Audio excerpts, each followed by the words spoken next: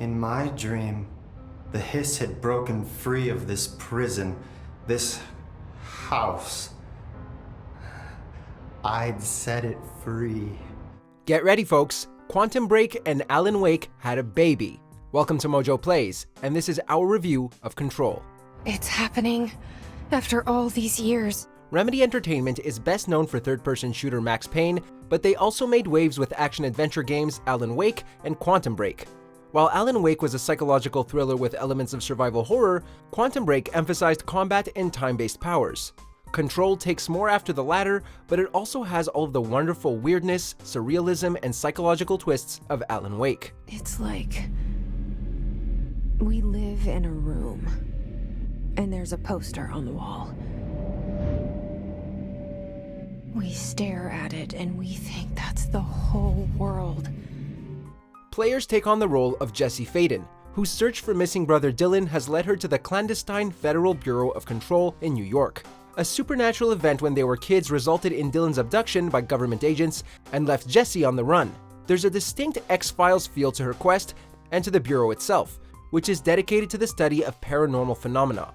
These include altered items, ordinary objects given strange powers by what's termed altered world events. The FBC's headquarters, a brutalist skyscraper called the Oldest House, also recalls Inception and Kubrick's The Shining, with shifting corridors and spatial dimensions that just don't add up. This is hinted at early on, when a hallway with one entrance somehow takes you right back to where you started.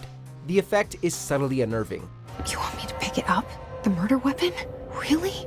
As intriguing as this premise sounds, Control's opening moments don't inspire confidence. Within minutes of Jessie walking into the Bureau, she's appointed the new director and starts gunning down FBC agents possessed by an extra-dimensional force dubbed the Hiss.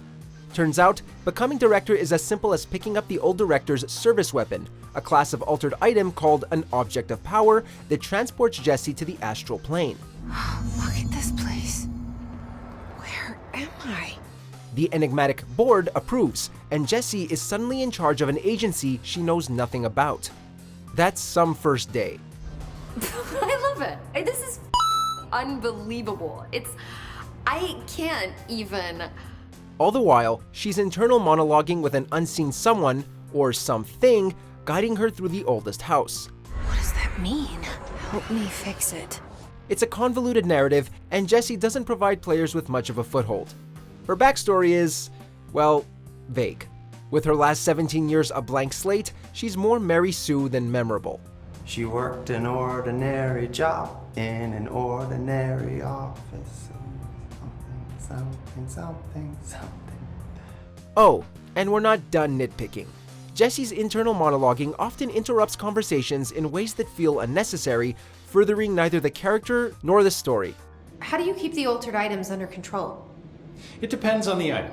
Each one has different needs. Ritualistic touches go a long way. Singing to them, Did he say flipping the singing? lights 3 times, that sort of thing. There's also sound sync issues, and on the version we played, a grainy fuzziness to the visuals, especially in low-level lighting. All in all, we were initially unimpressed. But then, we got superpowers.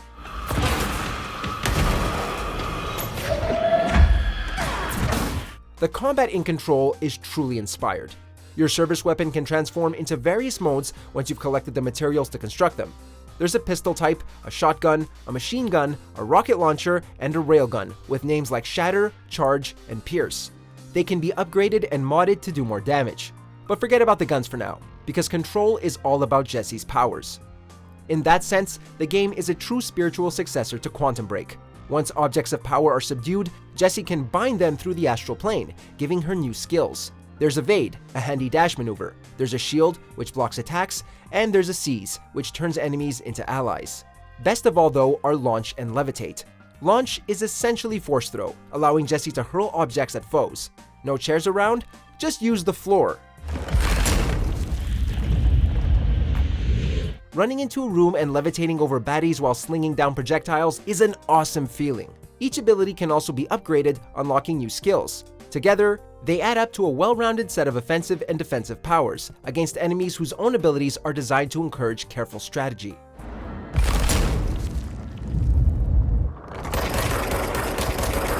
The Hiss come in various shapes and sizes, from common soldier types to telekinetic, elevated, and warped hiss who can launch projectiles right back. Clusters heal nearby enemies, upping the challenge. And there's also some sort of smoky winged thing guaranteed to make you scream like a little girl. Or maybe that was just us.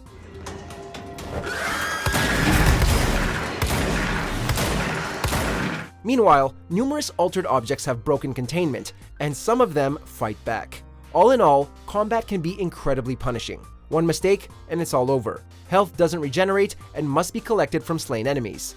However, this difficulty pushes players to deploy their power strategically, finding the rhythm that works best with each enemy. The downside of the glorious chaos of swirling objects and particles is serious lag, at least on the PS4. PS4 Pro users might have more luck.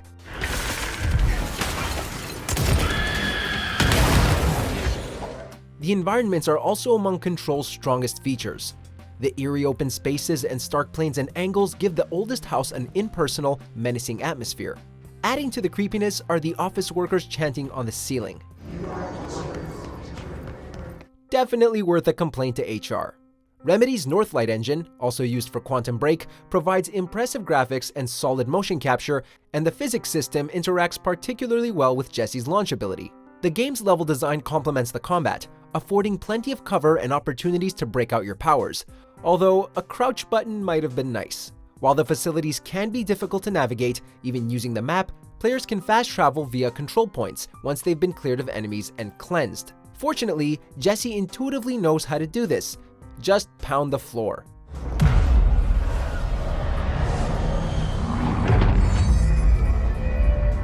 Voila! Control points also allow players to upgrade and construct weapon forms and mods and serve as respawn points. Admittedly, this can be frustrating when boss battles are located a ways from the nearest point. Just try not to die. Good luck. The f is that? However, the game isn't all action.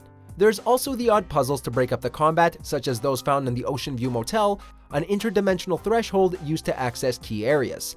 A nod to The Shining's Overlook Hotel, the Ocean View is a surreal waypoint that changes slightly on each visit. As with altered items, it seems to follow rules and rituals that tap into the surreal, absurd logic of the human unconscious. Possibly the strangest item is a fridge that must be watched by someone at all times, or else. But if you're here, then who's watching the fridge? This is where Control is less Quantum Break and more Alan Wake, playing with the boundaries between the mind and reality. In fact, look out for some neat Alan Wake tie-ins. Remedy fans can also expect familiar voices and faces bringing Control's characters to life. Courtney Hope, who voiced Beth in Quantum Break, portrays Jesse, while Alan Wake's Matthew Peretta and James McCaffrey play Dr. Casper Darling and Zachariah Trench respectively. Although their talents are welcome, we have to say that the most memorable character is without a doubt the Finnish janitor Adi, portrayed by Marty Suosalo. We don't understand half of what he said, but we want to hear more. Jaha, you think there's a dog buried in this? I can tell you are not yesterday's Krause's son. Control is easily Remedy's longest game. The main mission is about 16 to 18 hours, and there are also optional timed events that pop up at random, as well as several side missions to keep you occupied. These range from titanic boss fights to simple fetch quests. Really? Mold samples? I thought this could spell doom. Collectives galore provide insight into the FBC and the hiss, and, in classic Remedy style, incorporate live-action sequences. Remedy is also promising 2 substantial expansions. This threat. An attack. Duty as director. Keep the Bureau safe. All this to say, Control isn't perfect. Its storytelling feels choppy, and the characters might not stay with you, but the environments and combat are awesome. When they're good, they're very, very good. The challenge level is high, and there's loads of content to keep you busy. Come for the intriguing premise, stay for the kick-ass powers. And that's all I can remember of that dream. Check out this other recent clip from MojoPlays, and be sure to subscribe and ring the bell to be notified about our latest videos.